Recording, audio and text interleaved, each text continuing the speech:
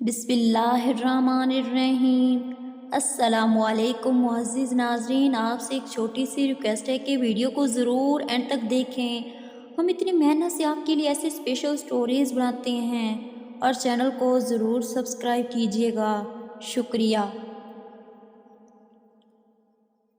میری ملازمہ بہت نیک تھی، گھر کے سارے کاموں سے فارغ ہو کر وہ اپنے کوارٹر میں بند ہو جاتی اور عبادت کرتی رہتی اور کسی کو بھی اندر نہ آنے دیتی، مجھ سے تنخواہ بھی نہ لیتی کہ ثواب کی خاطر کام کرتی ہوں۔ ایک دن میری بیٹی کو بخار ہو گیا تو سوچا اس سے دم کروا لیتی ہوں، یہی سوچ کر میں اس کے کوارٹر میں چلی گئی، مگر وہاں جو دیکھا اس نے میرے قدموں تلے سے زمین نکال دی۔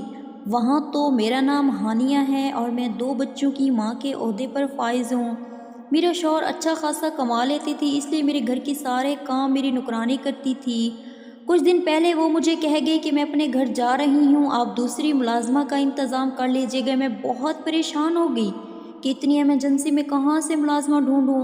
پھر اسی شام ایک میری ہی عمر کی عورت میرے گھر آئی، مشکل سے وہ کافی بیمار لگ رہی تھی، بولی مجھے کام پر رکھ لیں، بس 2 وقت کی روٹی چاہیے اور رہنے کے لیے کوارٹر، اور آپ سے کچھ نہیں مانگوں گی۔ مجھے اور کیا چاہیے تھا، فوراً اسے کام پر رکھ لیا۔ اس نے سارے گھر کا کام بڑے اچھے سے سنبھال لیا۔ وہ بہت نیک تھی، میرے شوہر کے سامنے بھی نہ آتی تھی، اگر آتی بھی تو گھونگھٹ ڈال لیتی۔ گھر کے سارے کاموں سے فارغ ہونے کے بعد وہ اپنے کوارٹر میں چلی جاتی اور وہیں عبادت کرتی رہتی تھی۔ اس نے ایک شرط رکھی تھی کہ مغرب کے بعد وہ کوارٹر کا دروازہ نہیں کھولے گی، حد تو یہ ایک بار کوارٹر میں چلی جاتی تو واپس بھی نہ آتی، چاہے کچھ بھی ہو جائے۔ ایک بار رات کے 10 بجے میری بڑی بہن آ گئی، میں نے جا کر ملازمہ کا دروازہ کھٹکھٹایا مگر اس نے باہر آنے سے منع کر دیا۔ اس وقت میرے شوہر بھی گھر نہیں آئے تھے کہ میں باہر سے کچھ منگوا لیتی، مجبوراً مجھے بہن کے لیے خود ہی کھانا پکانا پڑا۔ مجھے اس پر غصہ تو کافی زیادہ تھا مگر میں نے اسے کچھ کہا نہیں کیونکہ اس نے ایک بار بھی تنخواہ نہیں مانگی تھی۔ کہتی ہے صفائی کرنا نفس ایمان ہے، مجھے ثواب ملتا ہے، اس لیے میں پیسے نہیں لوں گی۔ اب ایسی ملازمہ کو ہاتھ سے کیسے گنوا سکتی تھی جو پیسے بھی نہ لے اور مفت میں کام بھی کرتی رہے۔ بس مجھے اس کی حرکتیں کچھ مشکوک لگتی تھی، اس کا سرشام ہی اپنے کوارٹر میں بند ہو جانا میری سمجھ سے باہر تھا۔ کبھی مجھے لگتا وہ بہت عبادت گزار ہے اس لیے کمرے میں عبادت ہی کرتی رہتی ہے، مگر کبھی مجھے یہ سب ڈھونگ لگتا۔ میں نے سوچ رکھا تھا کہ کسی دن اس سے رات سے پردہ ہٹا کر رہوں گی کہ آخر کمرے میں بند ہو کر عبادت کرتی ہے یا کچھ اور۔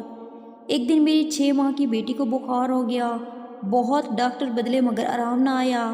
ہمسائی نے کہا کسی نیک انسان سے دم کرواؤ، کیا پتہ بچی ٹھیک ہو جائے۔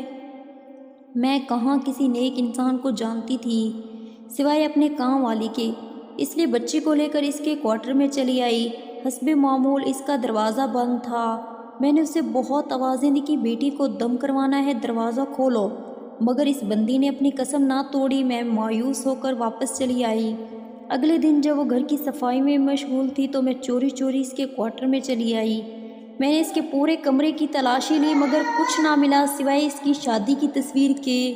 وہ کافی سال پرانی تصویر تھی جس میں میاں بیوی دونوں نے گھونگھٹ اور سہرے سے چہرے چھپائے ہوئے تھے۔ شوہر کچھ دنوں کے لیے کام سے باہر چلا گئے تو میں نے اس پر کڑی نظر رکھنی شروع کر دی کہ اس کے کوارٹر سے کسی کی آواز بھی آتی تھی بولنے کی۔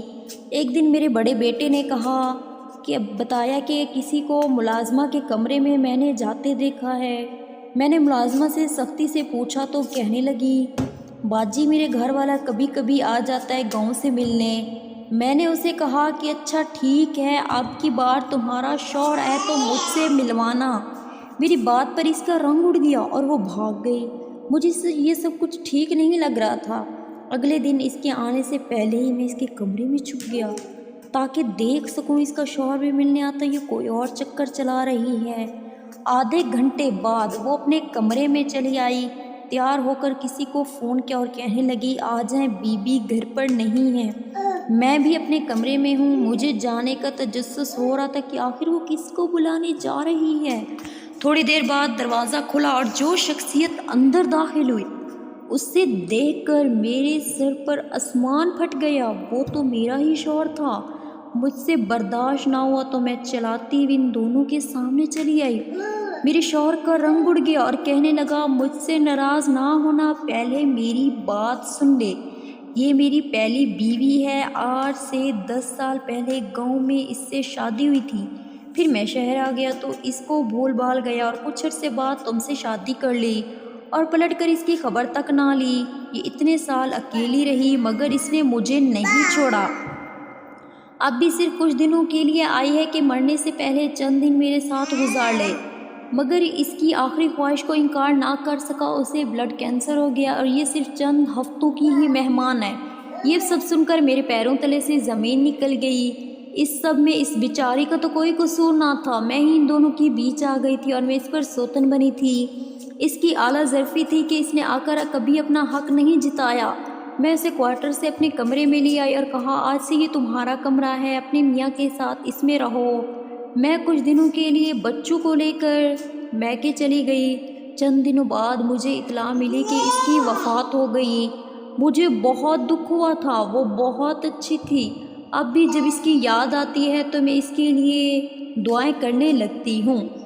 اس طرح کی مزید اچھی کہانیاں دیکھنے کے لیے ہمارے چینل زبردست اردو سٹوری کو جلدی سے سبسکرائب کر دیں اور اپنی رائے کمنٹ میں ضرور بتائیں کہ آپ کو یہ کہانی کیسی لگی ہے۔ ویڈیو اچھی لگے تو ویڈیو کو لائک کر دیں۔ شکریہ۔ دوسری ویڈیو تک کے لیے اللہ حافظ۔